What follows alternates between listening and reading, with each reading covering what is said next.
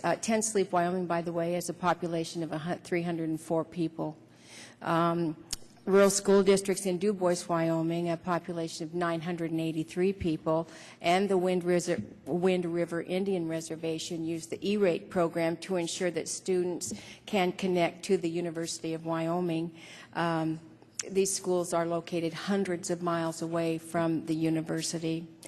Cheyenne Regional Medical Center connects to drug treatment centers around the state, clinics around the state. And so those are wonderful things that the Universal Service has done, but let me tell you what losing the Universal Service would do. There's a school in a town that has a total enrollment in this school from grades 1 to 12 of 20 kids. And there's a really bright boy in this school. He's a junior in high school. If you live in Casper or Cheyenne, you can take calculus when you're a junior or senior, but this boy can't. And that happens all over the state of Wyoming all the time. And our small providers are very willing to talk about any kind of solution to reforming the Universal Service Fund, but I have to speak frankly here. Many of these small businesses, and also I, see dark clouds on the horizon because I am afraid that this reform of the inefficiencies is a veiled attempt to eliminate the Universal Service Fund. And I think that has to be dealt with right up front. And if people are committed to it, they need to be committed to it. But you have to realize it's not just Wyoming where those situations exist. Every state in the Union has situations like some that I've described where there is absolutely no service. If you are a rancher and you need to get your cattle to market, you need service. If you work in the oil fields or the energy fields, you have to be able to get in touch with customers and train your employees, and it's just not possible without the Universal Service Fund. So, Mr. May, you noted in your testimony that the Free State Foundation understands that government has a role to play in helping ensure communication services are available to everyone. I appreciate that. However, you go on to say that in terms of broadband deployment, market forces should be relied upon. That paradox that you laid out accurately describes the kind of dilemma that rural members like me face with regard to the USF. I am in general a believer in free markets, more so than most members of Congress, I can tell you that. But I can take you to places in my state where market principles simply do not meet our connectivity goals. How does the free market solve these problems, and how should the government respond to these kind of conditions? Thank you, Congresswoman. In my testimony, I'm pretty sure what I said was that to the greatest extent possible that we should rely on market forces, and I believe that's important because the free market is bringing service to most places through new technologies that develop wireless and you know their satellite phones, and we can talk about those. But I went on to say beyond that I understand there are places, and Wyoming would be a good example, where if the free market forces haven't provided service to everywhere, that there may be a need for government subsidies, and I understand that. And then the important thing is that when you get to that point, you need to do it in a way that's different from the way that the current Universal Service Fund works, because I talked about the principle of targeting the distributions narrowly and funding it broadly, and the current system is totally at odds with those principles. It turns them on its head. So you can find a way to serve those pockets that need to be served, getting money to them, but doing it in a much more focused way that's more efficient and less costly. Gentlelady's time has expired. Thank you, Mr. Chairman. I'll submit further questions to the panel. Okay, and would ask in writing that question be answered back to the committee. The chair recognizes the gentleman from Illinois, Mr. Shimkus.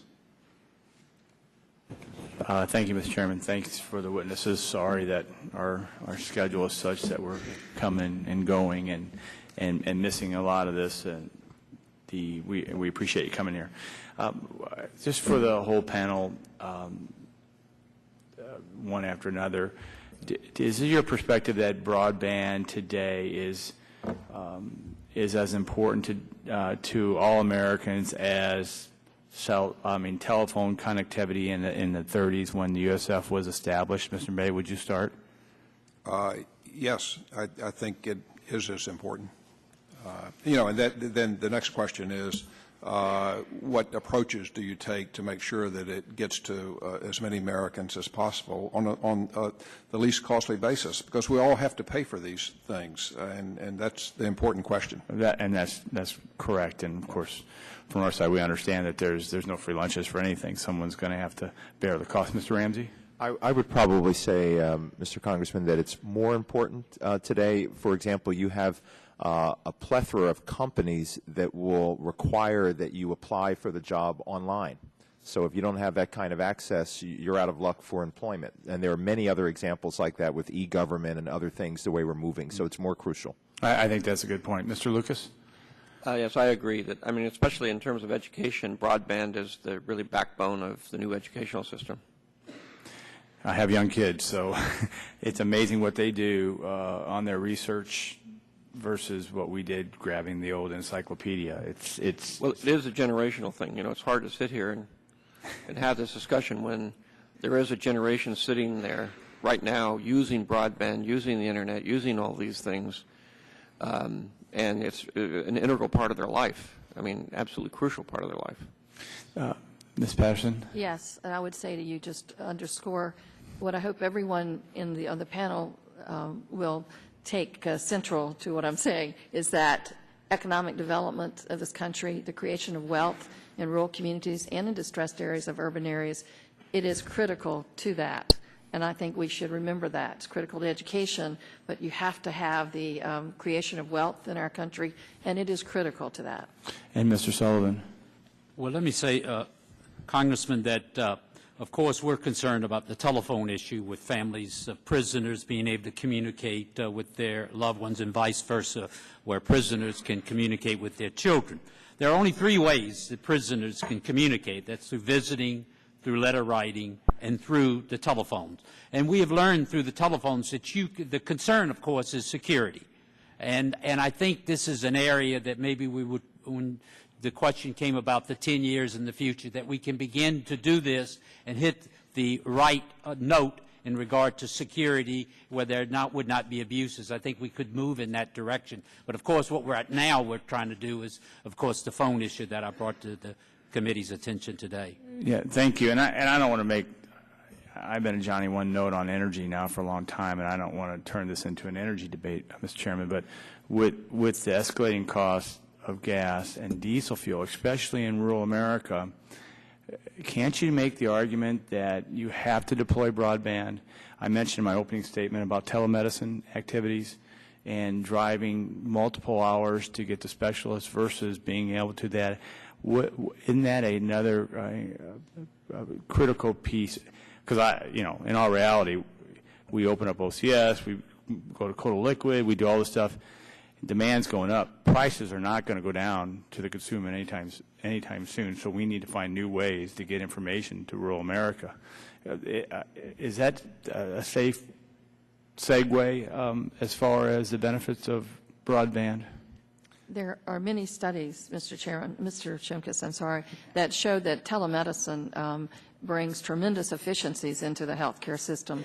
And for individuals, it means that they have a greater ability to get more quality care when they can interact directly with specialists from wherever they are. And they save the money from driving the car to get to the specialist, and they save the money from their company having to pay somebody else to take their place while they're driving to the specialist.